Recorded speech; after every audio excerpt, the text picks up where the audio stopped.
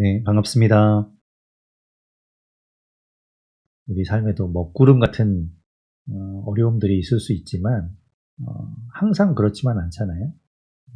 때로는 해가 쨍쨍 내리쬐기도 하고 바람이 시원하게 불어주기도 하고 여러 가지 날이 우리 인생 가운데 있는 것처럼 우리가 또 어려움을 만나더라도 낙심하지 않고 또 그 일들을 잘 견뎌내고 그 일 가운데 우리가 또 해야 하는 일들을 열심히 하다 보면 또 해가 나는 날이 있고 언젠가 시원한 바람과 그런 것들을 통해서 우리가 쉼을 얻기도 하고 또 좋은 열매를 맺는 날이 분명히 올 거라고 믿습니다.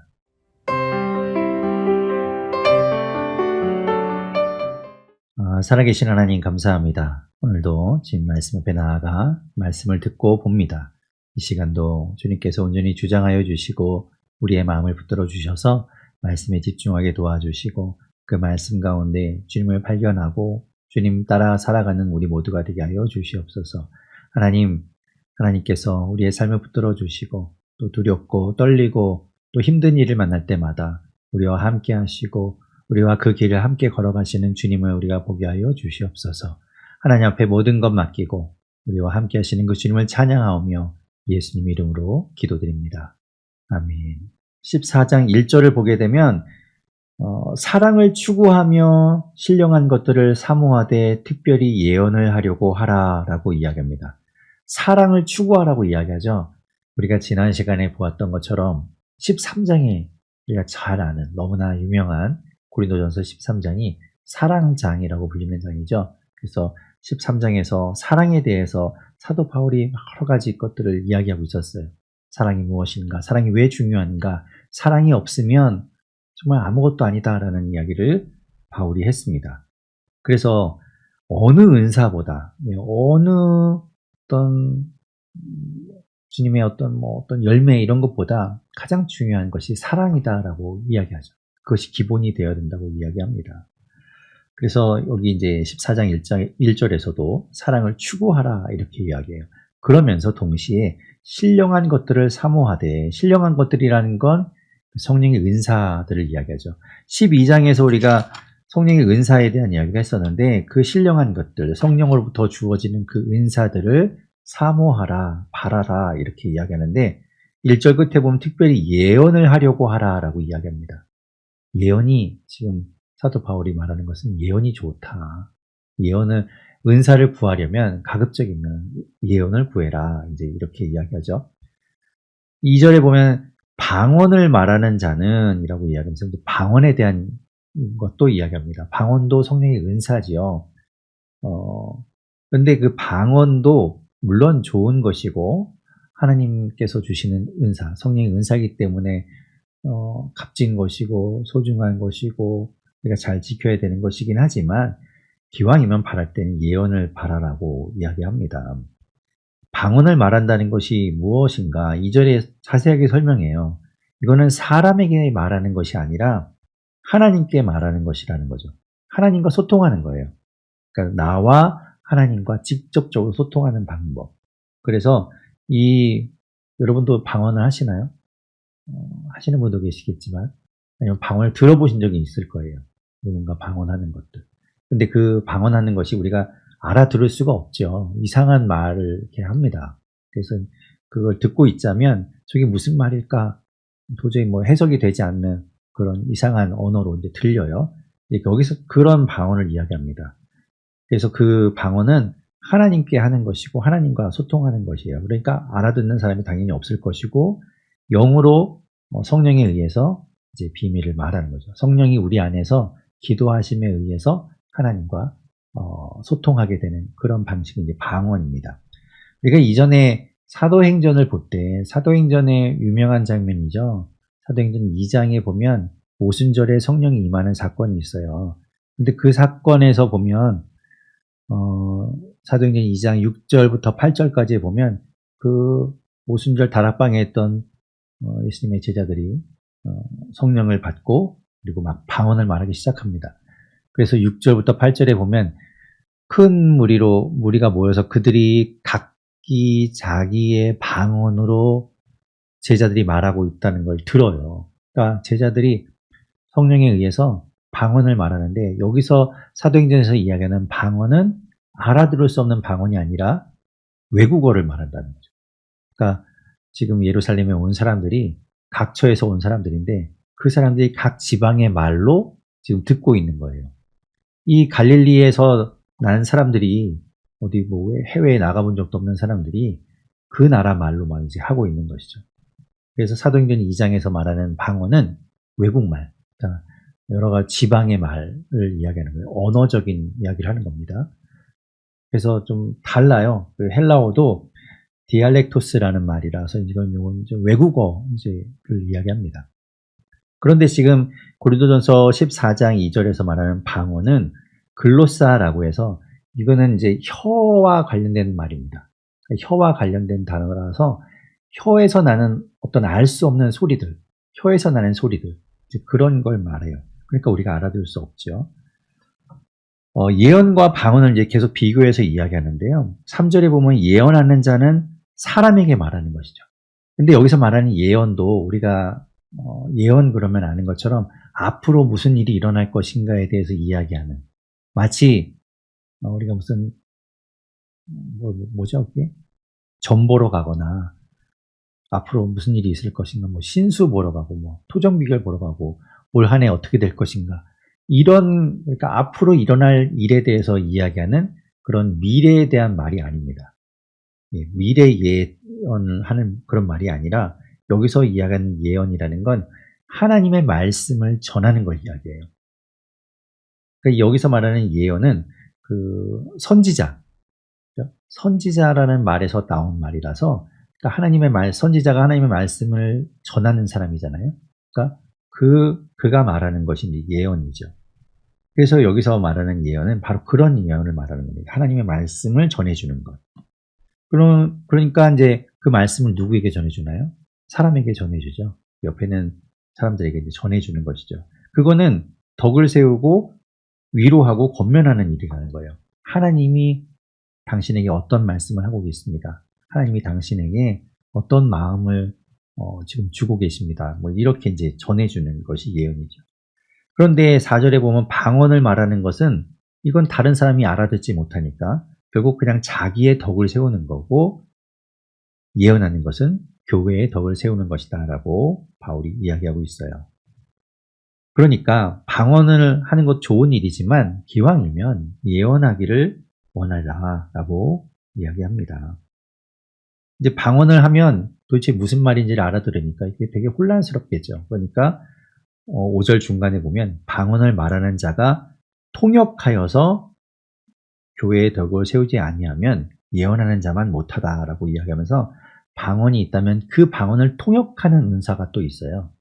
그래서 방언으로 우리가 뭐 지금도 방언으로 막 기도한다고 할 때 그 방언을 통역할 수 있는 은사를 가진 분이 있습니다.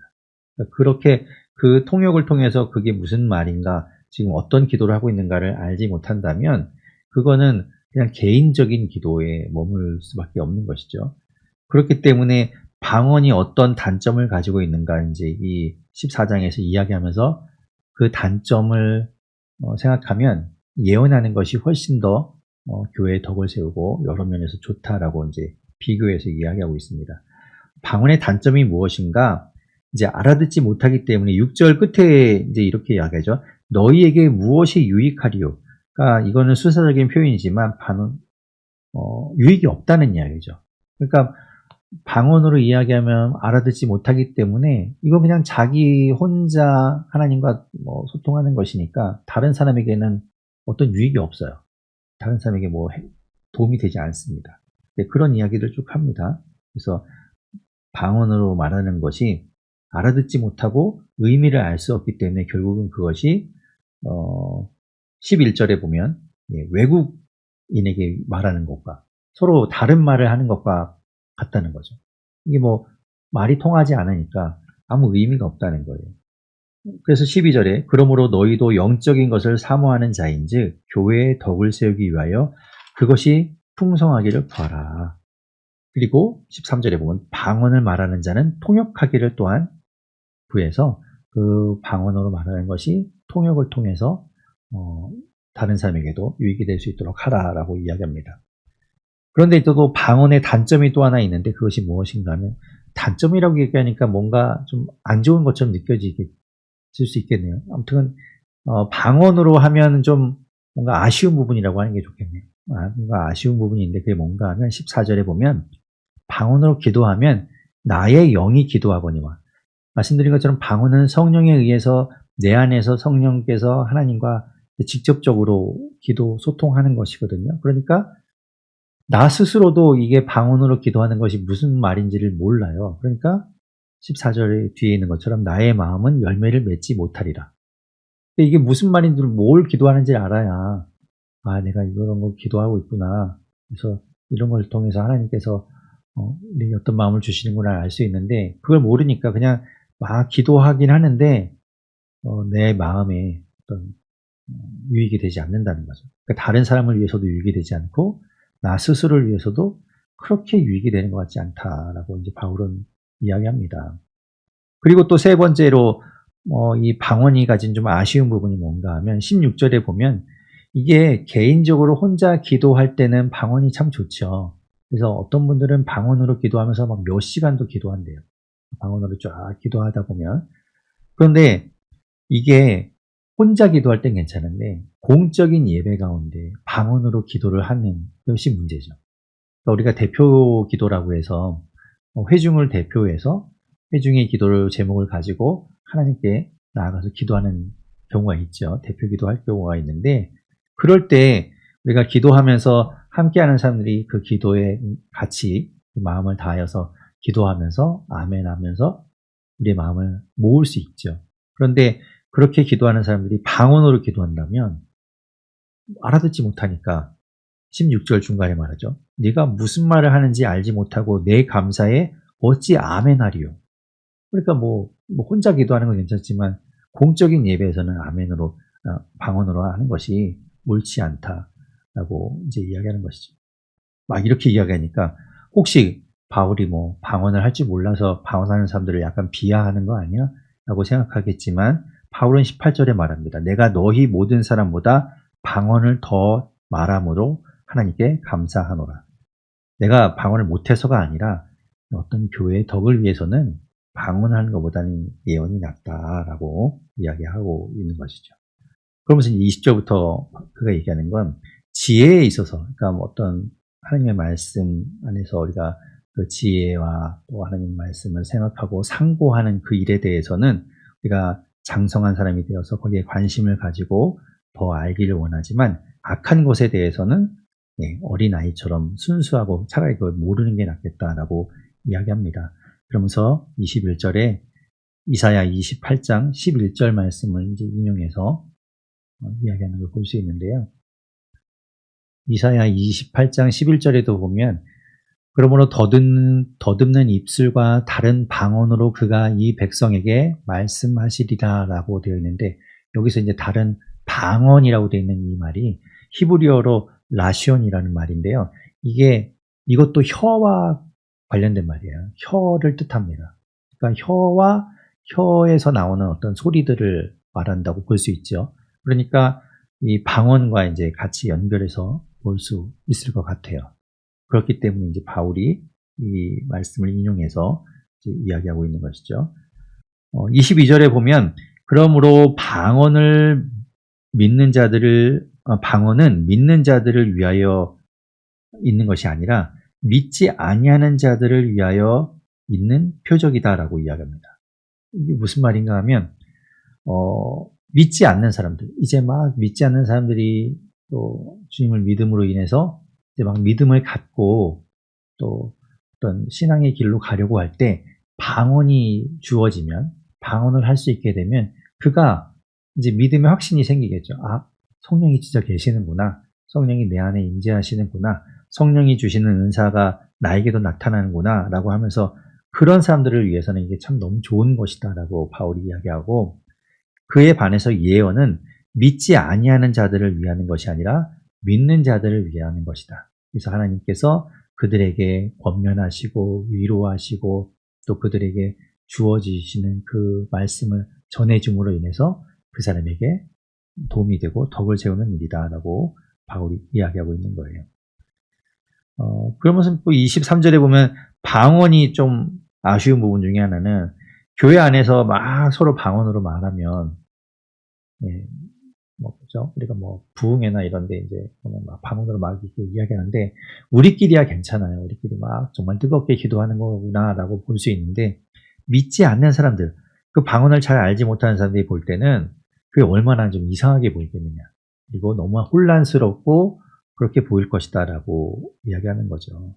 그러면서 이제 그러니 방언은 그냥 혼자 개인 기도할 때, 그럴 때 도움이 되고, 그럴 때 좋은 것이고, 기왕이면 예언을 구해서 예언을 통해서 교회에 덕을 세우고 다른 사람을 세우는 그런 일들을 하면 좋겠다라고 바울이 이야기하고 있는 것이죠. 그리고 이제 26절부터는 교회 안에서 이제 공적인 예배 가운데, 아까 위에서 16절에 예배하고 이럴 때 막 방언으로 뭔가 하면 다른 사람들이 알아듣지 못해서 거기에 아멘 하던가 이렇게 할 수가 없다고 얘기했는데, 26절부터는 그렇기 때문에 이제 공적인 예배 가운데 어떻게 하는 것이 좋은가라고 이제 바울이 이야기합니다. 26절에 보면 너희가 모일 때 각각 찬송시도 있으면, 그러니까 예배할 때, 모여서 예배할 때를 이야기합니다. 공적 예배 가운데 찬송도 있고요, 또 가르치는 말씀도 있고, 또 계시도 있고, 방언도 있고, 통역함도 있는데, 그 모든 것을 덕을 세우기 위하여 이제 하라라고 이야기합니다. 여러 가지 예배 요소들이 있죠. 그런 것들은 교회의 덕을 세우기 위해서 하는 것이다라고 이야기하고 있는 거예요. 그렇게 하도록 하면 좋겠다. 방언을 할 일이 있다면 막 너도 나도 방언을 하면서 막 시끄럽게, 그래서 이제 23절에 있는 것처럼 혹시 다른 사람이 볼 때 이거 좀 이상한 거 아니야 라고 그렇게 오해하지 않도록, 그것보다는 27절에 보면 두 사람이나 많아야 세 사람 정도가 차례로 방언을 말하게 하고, 방언을 말할 때 어떻게 하라고 바울이 권면하죠? 통역하는 자가 그것을 통역해서 들려주는 것을 좀 원칙으로 하면 좋겠다라고 이야기합니다. 만약에 통역하는 자가 없다면 좀 방언은 좀 자제해라라고 이야기하죠. 그런데 이제 예언하는 것은 이제 교회에 덕을 세우는 것이 좋아서 예언할 수 있다면 예언을 하는 것을 하도록 하고, 그럴 때도 너도 나도 예언을 해서 막 예언하다가 막 1시간, 2시간 막 하게 하지 않고, 아니면 2-3 사람 정도만 예언하도록 하게 합니다. 그리고 30절에 보면 좀 재밌는 말이 있는데요. 곁에 앉아있는 다른 이에게 계시가 있으면, 그러니까 누군가 옆에서 누군가 또 이제 하나님의 말씀을 받아서 그 말씀을 전해 줄 사람이 생기면 먼저 하던 사람은 잠잠하라는 거예요. 멈추라는 거예요. 왜냐하면 그 사람에게 하나님이 또 하실 말씀이 있기 때문에 그 말씀을 또 해야 된다는 거죠. 그러니까 이렇게 막 어차피 하나님의 성령의 영이 이제 주시는 은사이기 때문에 이 사람이 말하는 예언과 저 사람이 말하는 예언이 다르진 않을 거예요. 이 사람이 이렇게 말하고 저 사람 저렇게 이야기하는 게 아니라 한 성령 안에서 주시는 은사이기 때문에 크게 보면 이제 같은 은사고 동일하지만, 이제 그렇기 때문에 이 사람이 이야기하다가 저 사람에게 또 주시는 말씀이 있다면 그것을 또 전하여 주는 순서대로 좀 해라라고 이야기합니다. 33절에 말씀하죠. 하나님은 무질서의 하나님이 아니시다는 거예요. 그렇게 막 너도 나도 막 질서 없이 그렇게 하는 분이 아니라 질서 있는 분이시고 또 화평의 하나님이시기 때문에 모든 것이 다 순탄하게 되도록 하신다는 거죠. 그리고 이제 33절 중간부터는 교회 안에서 여자가 여러 가지 이제 많은 말들을 하지 않도록 권면하고 있습니다. 34절에 보면 여자는 교회에서 잠잠하라라고 이야기하면서 그들에게는 말하는 것을 허락함이 없나니, 그리고 율법에 이른 것 같이 오직 복종할 것이요 라고 되어 있는데, 여자는 교회 안에서 이야기하면 안 돼 이런 것보다는 아무래도 이제 또 성향상 남자보다는 여성이 이제 아무래도 여러 가지 이야기하는 부분들이 많기 때문에 이제 너도 나도 막 이야기하다 보면 앞에 방언을 말하는 것처럼 이게 무질서해지기가 쉬워서 기왕이면 좀 질서 있게 가급적이면 좀 말을 자제하고 하더라도 질서 있게 하라고 이야기하죠. 그래서 이제 35절에 보면 뭔가 배우려고 하거든 교회 안에서 자꾸 묻고 배우고 하다 그렇게 하기보다는 질서가 있으니까 하나님께서 만드신 그 질서 아래서 남편에게 물어서 교회 안에서 말하는 것을 좀 부끄러운 것으로 여기라라고 이제 이야기하죠. 부끄러운 것을 여기라는 것은 좀 남편에게 먼저 물을 수 있도록 하고 그 모르는 것 가지고 교회 안에서 막 서로 이야기하다 보면 덕이 되지 않기 때문에 이제 그런 이야기를 한 것 같습니다. 그러면서 이제 그런 질서에 대한 이야기는 계속해서 이제 요 26절부터는 교회 안에서 어떤 질서 있게 예배도 그렇고 모임도 그렇고 어떤 질서를 가지면 좋겠다라고 이제 바울이 이야기하는 것이죠.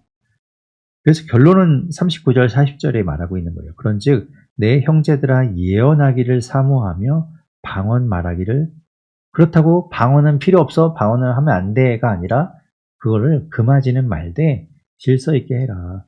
그래서 40절에 모든 것을 품위 있게 하고 질서 있게 하라라고 바울이 이야기합니다. 자, 15장을 함께 보도록 하겠습니다. 15장은 좀 긴데요. 이제 부활에 대한 이야기를 하고 있습니다.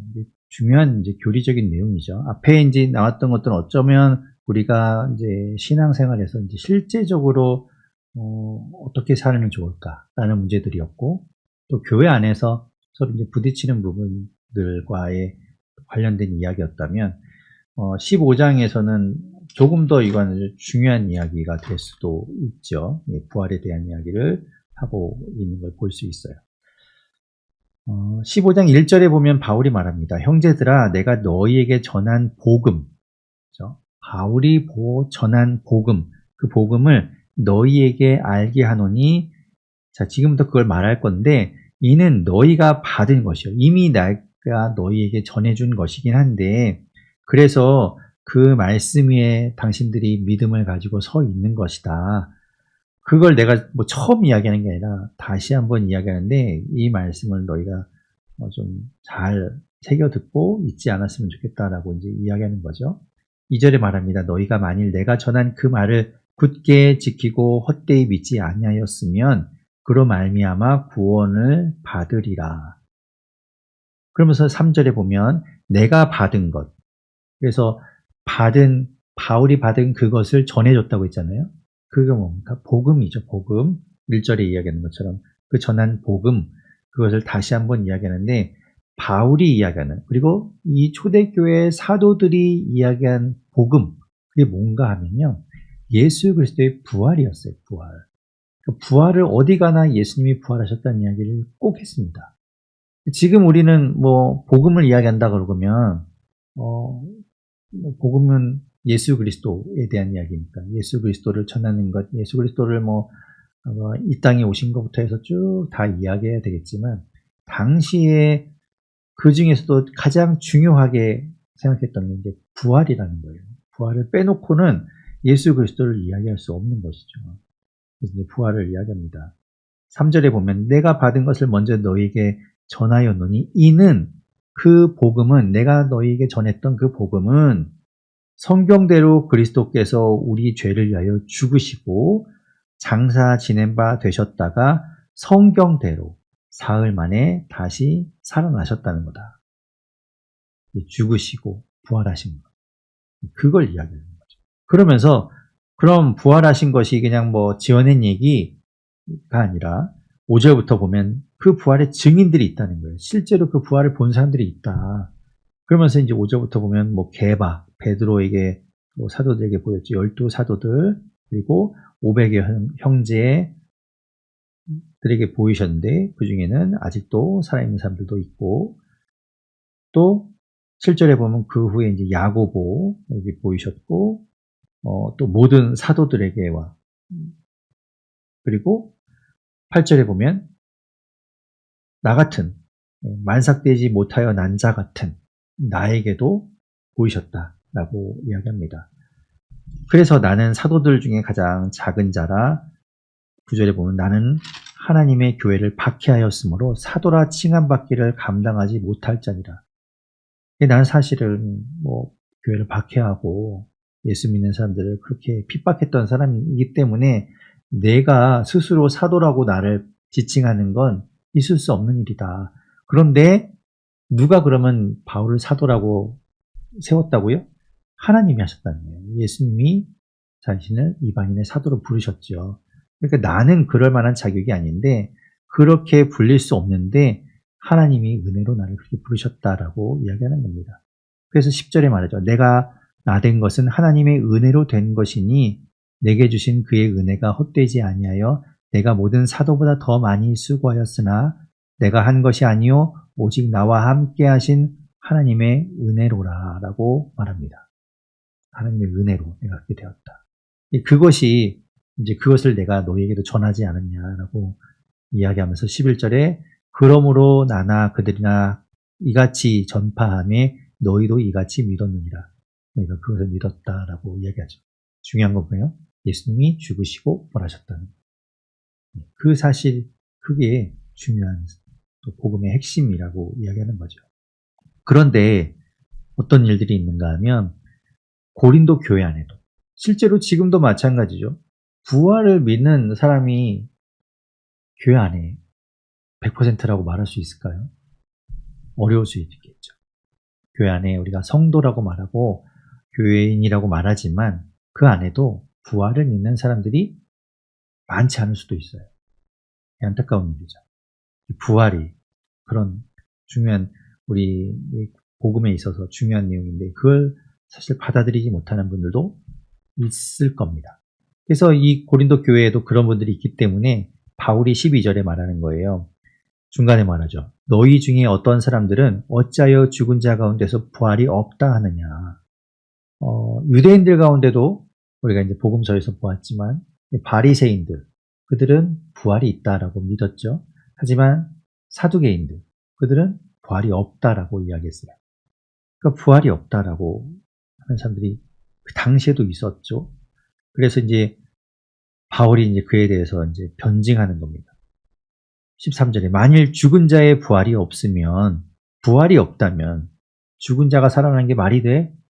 그럼 그 부활이 없다면 그리스도도 다시 살아나지 못하셨을 것이고 14절에 보면 그리스도께서 다시 살아나지 못하셨다면 우리가 지금 전파하고 있는 이 복음도 헛된 것이고 그걸 받아들인 너희의 믿음도 헛된 것이다. 헛것이다.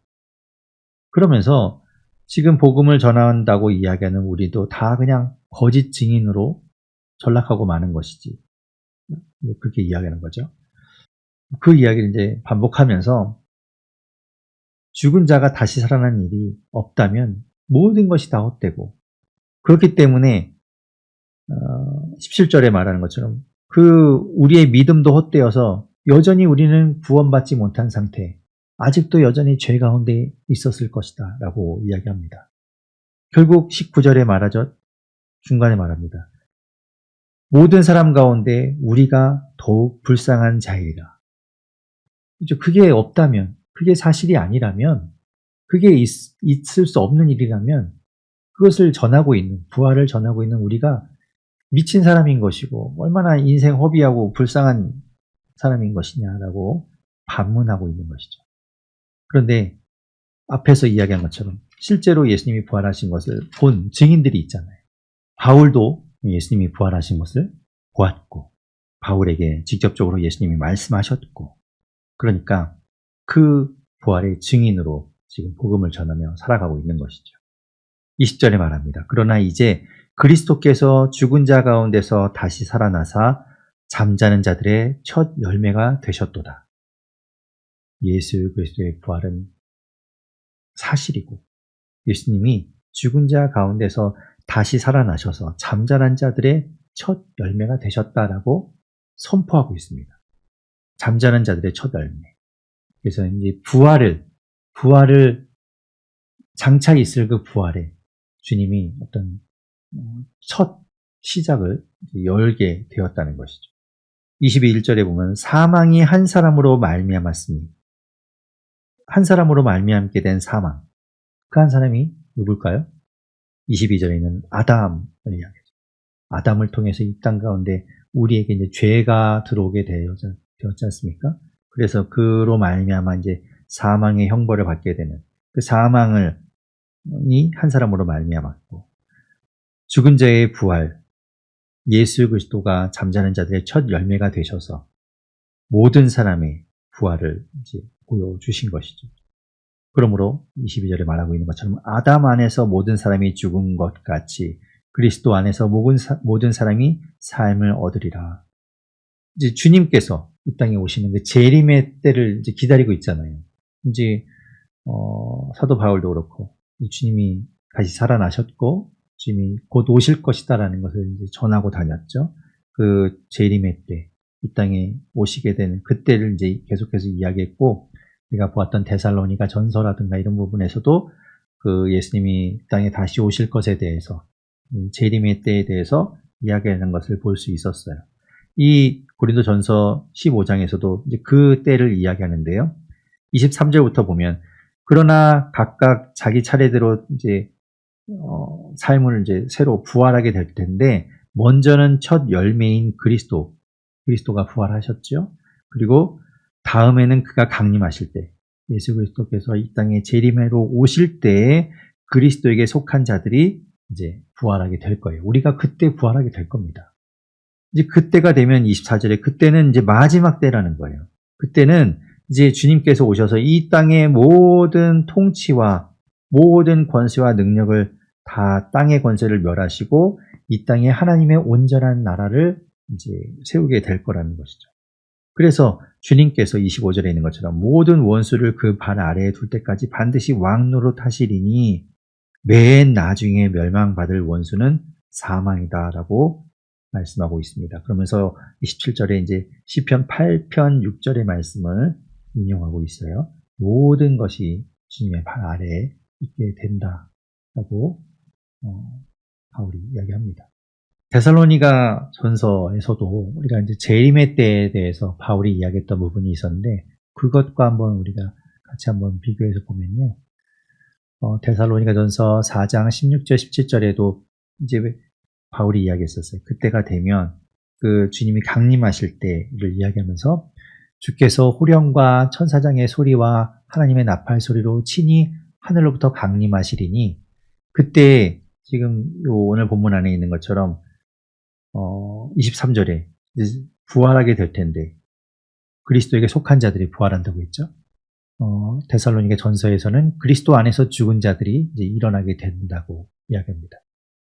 그래서 이제 공중에 구름 속으로 끌어올려 공중에서 주를 영접하게 되고 그리고 주님께서 이 땅에 주의 완전한 하나님의 나라를 세우시면 그곳에서 우리가 주와 함께 영원히 함께하게 된다고 이야기했었죠.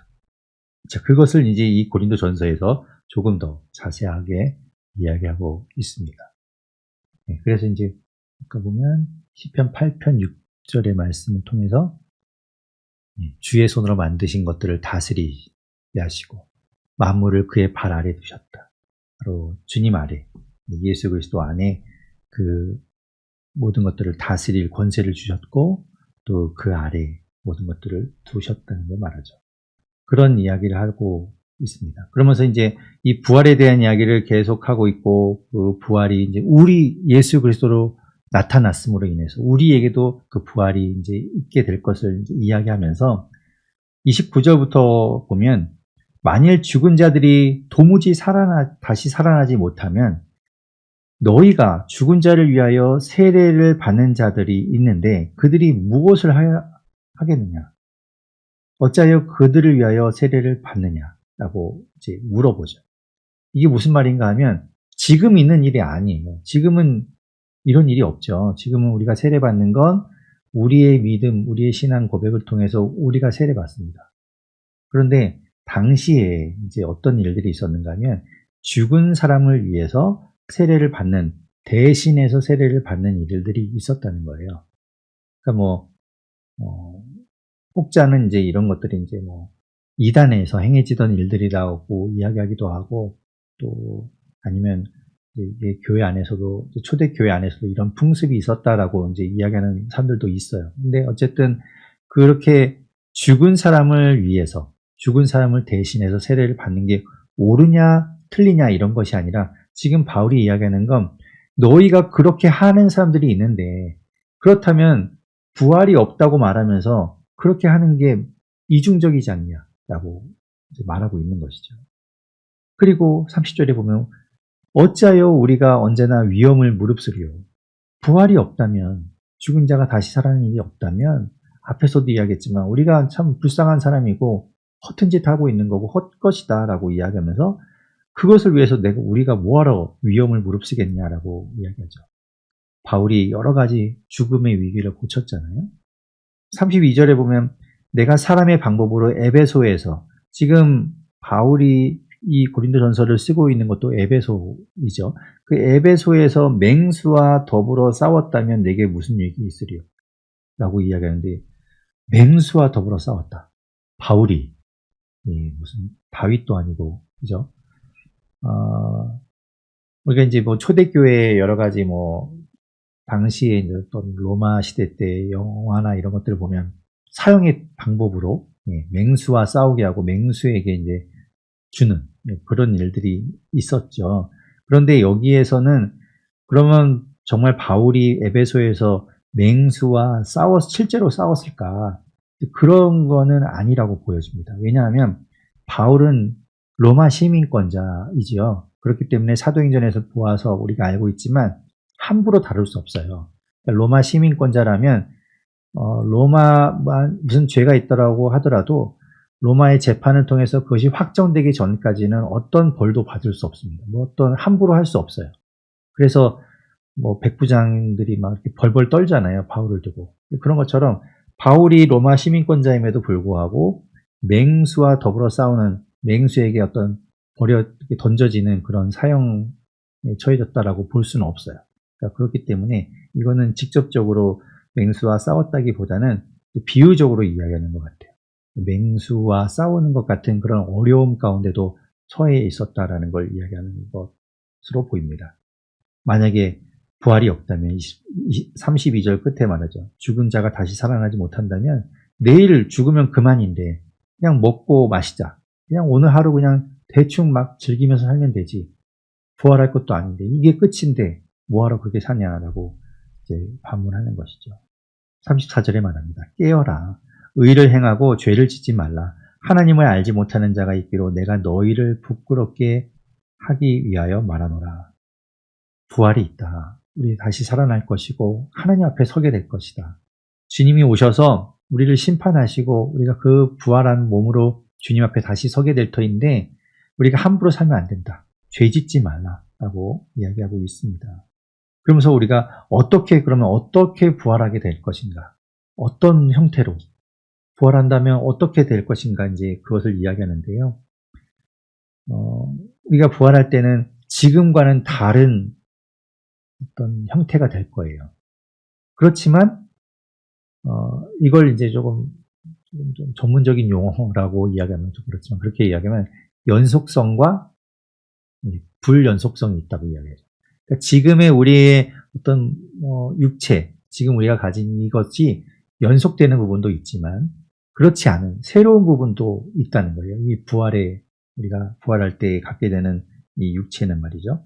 그것이 좀 다릅니다. 35절에 이제 그것에 대해서 질문하는 거예요. 누가 묻기로 죽은 자들이 어떻게 다시 살아나며 어떤 몸으로 우리가 부활하게 되느냐라고 한다면 어떻게 다시 살아나냐? 우리가 뭐 죽으면 우리가 뭐 썩어서 이제 없어지게 될 텐데 어떻게 다시 살아나냐?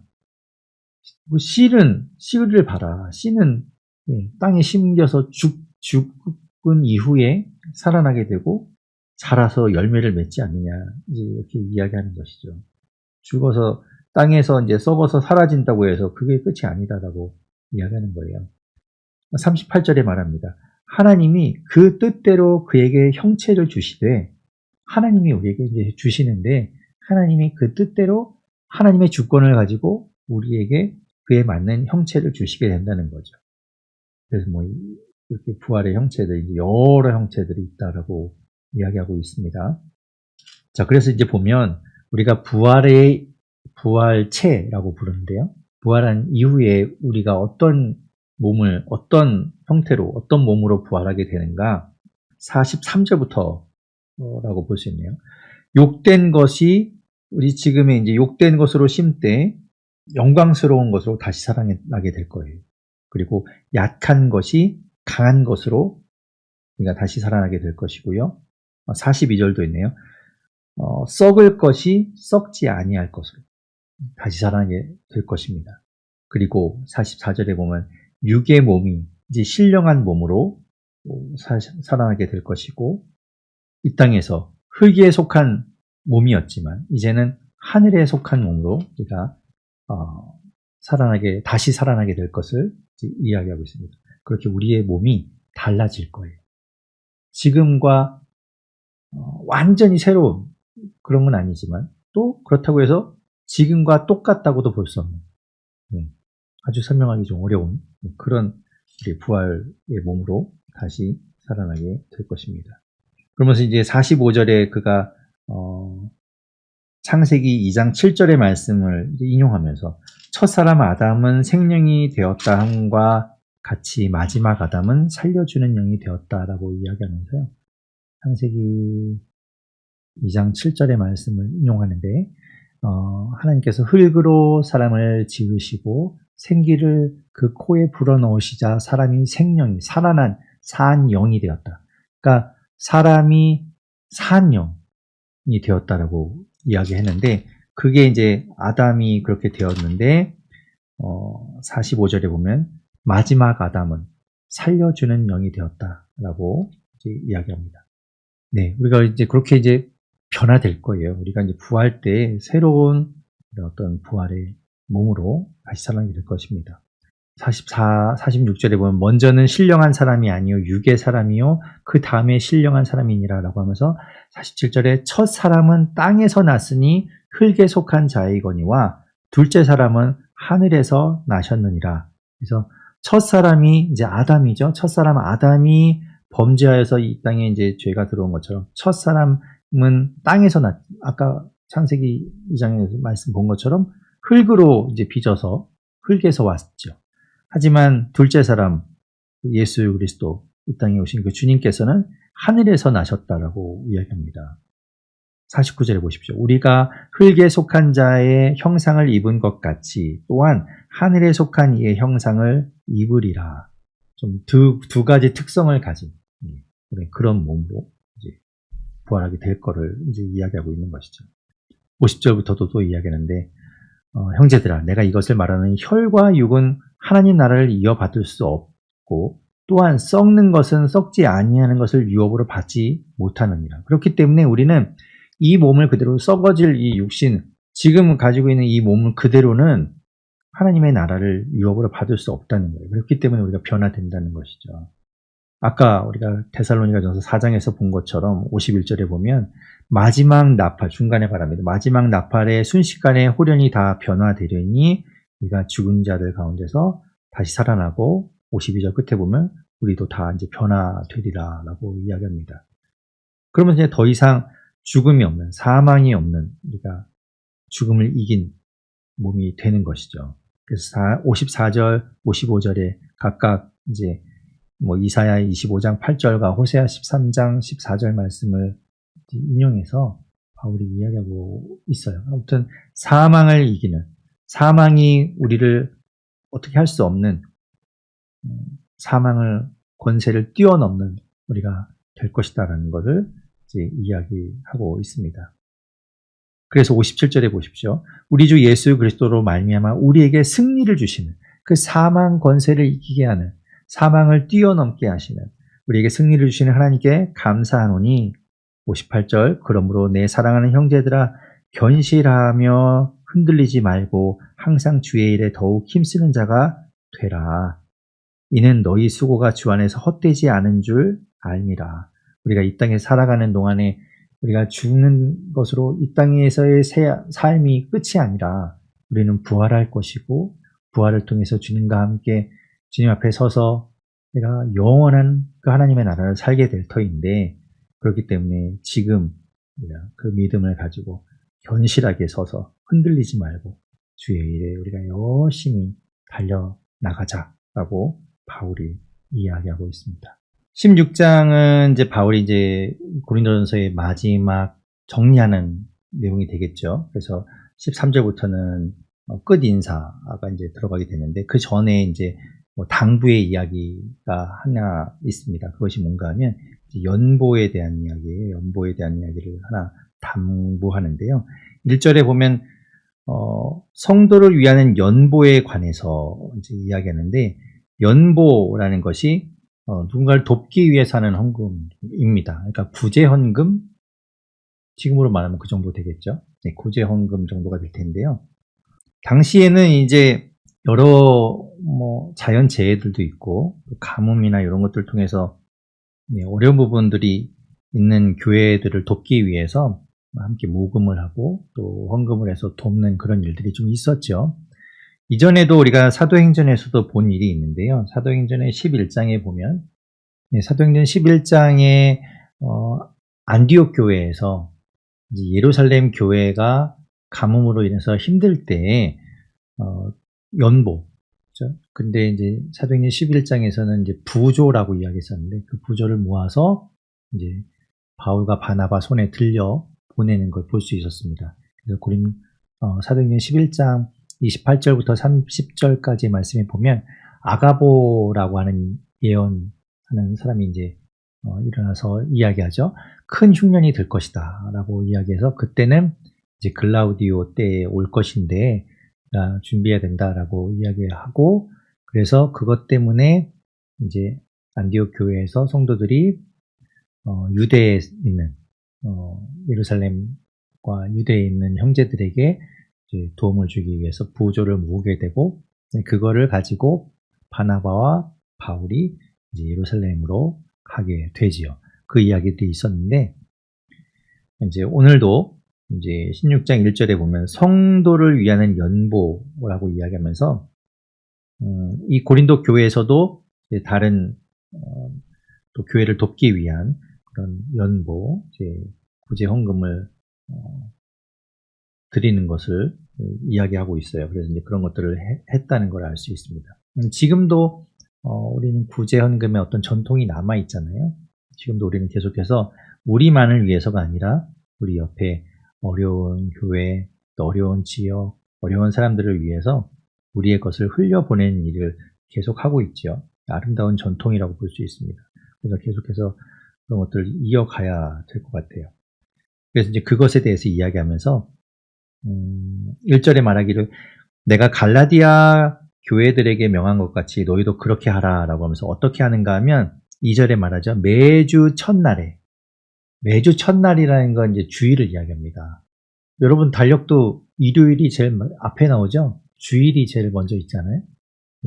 유대인들도 사실은 일주일의 마지막이 안식일이에요. 안식일. 그러니까 성경의 창세기에서 천지를 창조하실 때 하나님께서 이제 쭉 창조하시고 6일까지 이제 하시고 마지막 날 안식하셨잖아요. 그 전통을 따라서 이제 유대인들이 이제 삶의 패턴이 그렇죠. 그러니까 일주일을 지내고 마지막에 이제 안식일을 통해서 이제 안식하게 되는데, 그러니까 유대인들의 안식일은 언제예요? 금요일 해 질고부터 토요일 해 질 때까지. 그러니까 지금으로 얘기하면 토요일이 안식일인 거예요. 안식일이니까 일주일의 처음 시작은 이제 일요일이 되는 것이죠.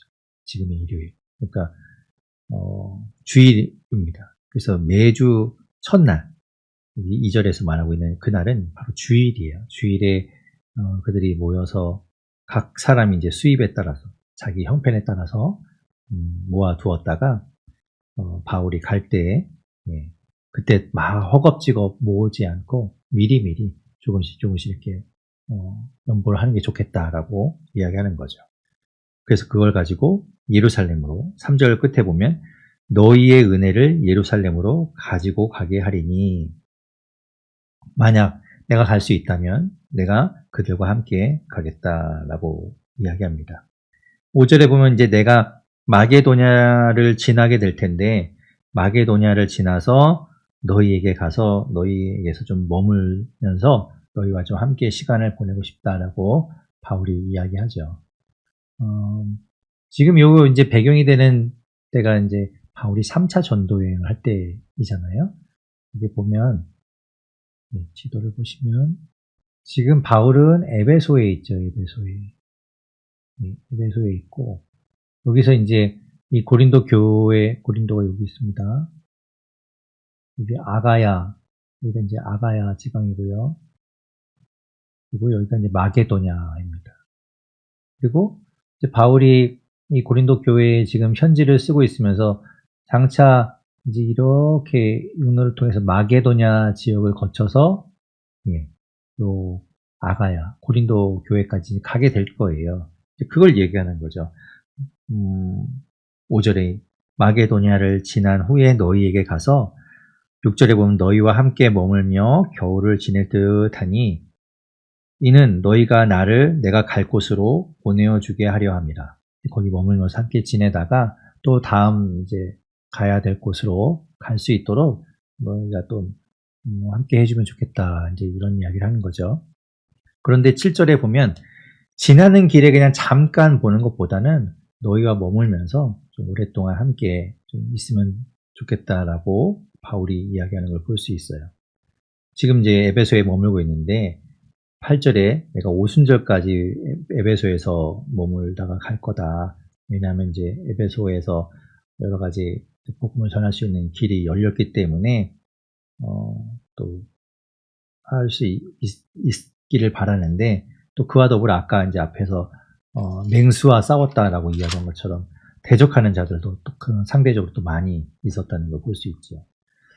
지금 이제 그러면서 이제 10절부터는 이제 주변 안부를 이야기하는데요. 디모데 10절에 보면 디모데가 너희에게 이르거든이라고 이야기하죠.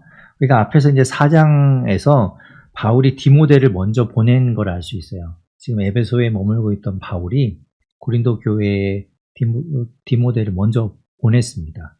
그래서 디모데가 빨리 가서 이제 너희를 먼저 좀 챙기도록 하기 위해서 디모데를 보냈다라는 것을 4장 17절에서 볼 수 있었는데요. 제가 읽어보면 이로 말미암아 내가 주 안에서 내 사랑하고 신실한 아들 디모데를 너희에게 보내었으니 그가 너희로 하여금 그리스도 예수 안에서 나의 행사 곧 내가 각처 각 교회에서 가르치는 것을 생각나게 하리라 라고 이야기했었습니다. 그러니까 디모데가 너희한테 이제 도착하게 될 텐데 가면 너희에게 여러 가지 내가 가르치던 것들 그리고 지금도 이야기하는 것들을 좀 전해서 그것들을 생각나게 할 것이다 라고 이야기했죠. 근데 이제 여기 10절에서 또 한번 이야기하면서 디모데가 이르거든 너희는 조심하여 그로 두려움 없이 너희 가운데 있게 좀 그를 좀 잘 챙겨줘라 라고 이야기합니다. 그 디모데도 나와 같이 주의 일을 힘쓰는 자이기 때문에 마치 나에게 하는 것처럼 디모데가 나이가 좀 어리거든요. 청년인데 디모데를 업신여기기보다는 나에게 하던 것처럼 디모데에게도 잘 대해주고 그를 좀 챙겨줘라 이야기하면서 11절에 그를 멸시하지 말고 평안히 또 잘 대접했다가 나에게 올 수 있도록 좀 해줘라 라고 이제 이야기하죠. 내가 그들을 기다리고 있다. 너희의 소식을 갖고 이제 올 텐데 그걸 내가 기다리고 있다라고 말합니다. 그러면서 이제 12절에 보면 아볼로 이야기를 해요. 우리가 이 고린도전서 처음에 이제 분쟁에 대한 이야기를 했었잖아요. 1장부터 계속된 이야기는 이 고린도 교회 안에 분쟁이 있다. 나는 바울파다, 아볼로파다, 나는 게바파다, 그리스도파다라고 이야기하면서 막 서로 편이 갈라져 갖고 막 네가 옳으네, 내가 옳으네 이렇게 막 싸웠던 이야기를 했었는데 그때 이제 아볼로 이야기했잖아요. 아볼로는 참 말을 잘했던 사람이라서 그 아볼로 편에 선 사람들이 많았고 그 아볼로가 최고야라고 말했던 사람들이 많았다는 거죠. 그러면서 이제 바울이 바울을 좀 비방하고 아볼로 편을 들었던 사람들도 있었고 막 이렇게 분쟁이 있었는데 그 아볼로가 계속해서 고린도 교회에 있었는가 하면 그렇지 않았던 것 같아요. 지금 이제 이 아볼로가 바울과 함께 있거나 그런 것처럼 보이죠. 12절에 보면 이제 함께 있다는 말은 없지만 뉘앙스가 좀 그래요. 형제 아볼로에 대하여는 그에게 형제들과 함께 너희에게 가라고 내가 많이 권하였으되 지금은 갈 뜻이 전혀 없으나 기회가 있으면 가리라 라고 이야기하면서 아볼로한테 아유 좀 상처받았나 봐요. 아볼로도 이제 뭐 분쟁이 벌어지면서 자기 편만 드는 사람이 있는 게 아니라 자기를 다른 편에 서서 뭐 아볼로 뭐 비방하는 사람들이 있었을 테니까 그것 때문에 뭐 상처를 받았는지는 몰라도 고린도에 가서 다시 또 주의를 좀 해야 되지 않겠냐 라고 했을 때 아볼로가 아직은 갈 뜻이 없다라고 이야기했다는 거죠. 뭐 언제까지 그러겠냐, 좀 나중에 좀 풀리면 갈 거다, 이제 이런 이야기를 합니다. 그러면서 이제 13절부터는 이제 마지막 끝 인사를 좀 정리를 하고 있어요. 13절, 14절에서 깨어서 믿음 안에 굳게 서서 남자답게 강건하라. 그리고 사랑으로 대하라. 사랑으로 행하라. 이렇게 이야기합니다. 그리고 이제 주변 이야기를 하고 있는데 15절부터 보면 이제 형제들아 스데바나의 집은 아가야의 첫 열매라라고 이제 이야기하죠. 스데바나가 누군가 하면 이 고린도 교회에서 바울에게 세례를 받았던, 우리 1장에서 그 얘기 나왔는데요. 바울이 고린도 교회에서 세례 주었던 사람이 이제 14절부터 16절에 보면 세 사람이 있어요. 1장 14절에 보면 그리스도, 가이오, 그리고 16절에 스데바나 집 사람들, 이 사람들한테 세례를 베푼 것 말고는 내가 다른 사람한테 세례를 준 적이 없다라고 이제 이야기했었는데, 그렇기 때문에 이제 스데바나가 바울이 지금 첫 열매라고 이야기하는 거 보면 제일 먼저 세례를 줬던 사람인 것 같죠. 그래서 그 바울을 스데바나의 집을 이야기하면서 이 스데바나도 이 지금 바울과 같이 있는 걸 볼 수 있어요. 그래서 스데바나의 집에도 이제 그 사람들도 함께 이제 동역하고 있으니 그에게도 순종하라라고 16절에 이야기하고 17절에 내가 스데바나와 부드나도와 아가이고가 온 것을 기뻐하노니, 지금 이제 이들이 바울에게 온 것이죠. 그래서 그걸 기뻐하노니 그들이 너희의 부족한 것을 채웠습니다. 이제 그러면서 이제 기쁜 것을 이야기합니다. 18절에 그들이 나와 너희 마음을 시원하게 하였으니 이런 사람들을 알아주고 순종해주고 잘 챙겨줘라, 이제 이야기하는 걸 볼 수 있어요. 그리고 이제 19절부터는 아시아에 있는 교회, 지금 이 에베소 지역이 아시아 지역이거든요. 그 아시아가 지금으로 얘기하면 튀르키예. 그래서 그 아시아에 있는 교회들이 너희에게도 문안한다. 그리고 함께 있는 아굴라와 브리스가와 또 그 집에 있는 교회가 주 안에서 너희에게 간절히 문안하고 또 너희에게 모든 형제들도 문안한다 라고 이야기하면서 바울이 안부 인사를 하는 걸 볼 수 있어요. 그리고 21절부터는 나 바울은 친필로 너희에게 문안하노니, 지금 바울이 친필로 이 편지를 쓰고 있다고 이야기하죠. 22절에 보면 만일 누구든지 주를 사랑하지 아니하면 저주를 받을지어다 하면서 우리 주여 오시옵소서, 우리가 찬양에서도 많이 불렀던 마라나타, 주여 오시옵소서, 그 주여 오시옵소서라는 이야기를 합니다. 그러면서 이제 23절, 24절에 이제 그들을 축도에 우리가 하는 것처럼 축복하죠. 주 예수 그리스도의 은혜가 너희와 함께하고 나의 사랑이 그리스도 예수 안에서 너희 무리와 함께 할지어다. 이렇게 하면서 고린도전서 16장 전체 편지가 마쳐지게 됩니다. 고린도 교회는 온전한 교회가 아니었어요. 이 땅의 교회는 온전한 교회가 아닙니다. 이 땅에서 완전한 교회를 꿈꾸고 그것을 바라보고 가지만 이 땅에 완전한 교회는 없어요. 어느 교회나 문제가 있고 어느 교회나 여러 가지 아픔이 있습니다. 그것은 이 땅이 온전하지 않기 때문에 그래요. 그렇기 때문에 우리가 여러 가지 문제들이 있지만, 고린도 교회도 여러 가지 문제를 안고 있지만 또 지금의 우리 교회도 사실 많은 문제들이 있지요. 그럼에도 불구하고 바울은 그 많은 문제들 가운데 여러 가지 어떻게 우리가 해야 되는지 그런 것들을 이야기하고 있는데, 결국에 우리가 고린도 전서를 통해서 보게 되는 건 뭐였습니까? 여러분, 어떤 것이 바울이 정말 중요하게 생각하는 거라고 느껴졌습니까? 그것은 사랑이었어요. 사랑. 고린도전서 13장에서 이야기하는 사랑. 그 사랑으로 우리가 대한다면, 그 사랑으로 서로를 대하고 교회 안에서 성도를 섬긴다면 그럼 여러 가지 문제들 그런 것들도 해결될 것이고 서로 잘 이렇게 접착제처럼 그 사랑이 연결되어서 교회가 좀 건강하게 든든히 설 것이다라고 이제 바울이 바라보고 있는 것이죠.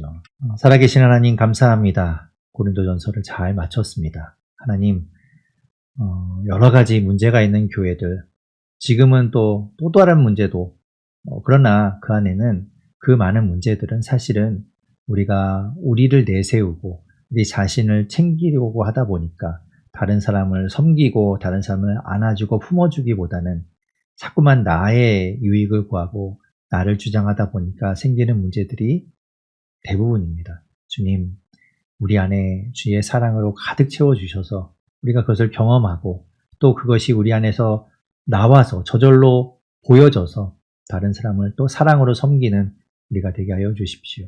그래서 여러 가지 문제가 있고 아픔이 있고 또 그런 반목이 있고 대립이 있지만 그 모든 것들이 사랑을 통해서 하나 되게 하여 주시고 사랑으로 그 모든 것들이 잘 해결되고 사랑으로 덮여질 수 있도록 주님 도와주시옵소서.